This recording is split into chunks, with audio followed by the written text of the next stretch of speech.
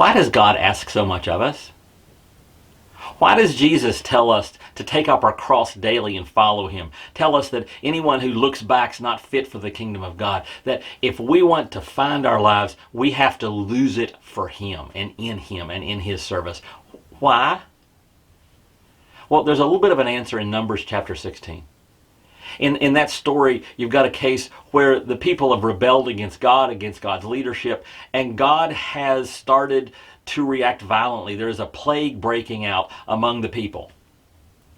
And Aaron, the priest, Moses' brother, goes rushing into the people with the plague, and he does an offering. He burns some incense, and it stops.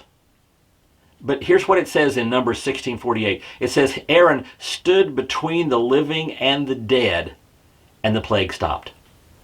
There are people on one side of him who are dying. Death is coming this way, and Aaron stands in the middle, and he brings life.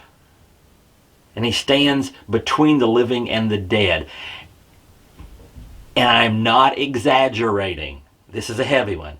I am not exaggerating when I say our calling is to stand between the living and the dead. To stand between the people who are actively rejecting God and moving toward death, and invite them into the group who are seeking life, to be offering our lives as a sacrifice to help bring them to the true sacrifice of Jesus Christ.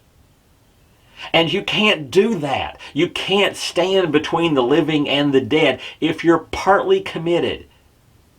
If you take up your cross occasionally and follow Jesus.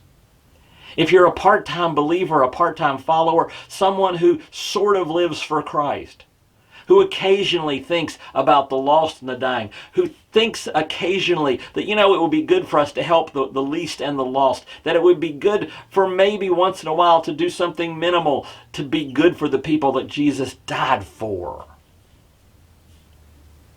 There's no room for that when you're standing between the living and the dead. And the reality is we are standing between the living and dead and speaking life. Or at least that's what we're supposed to be. And that's today's exceptionally heavy jumpstart.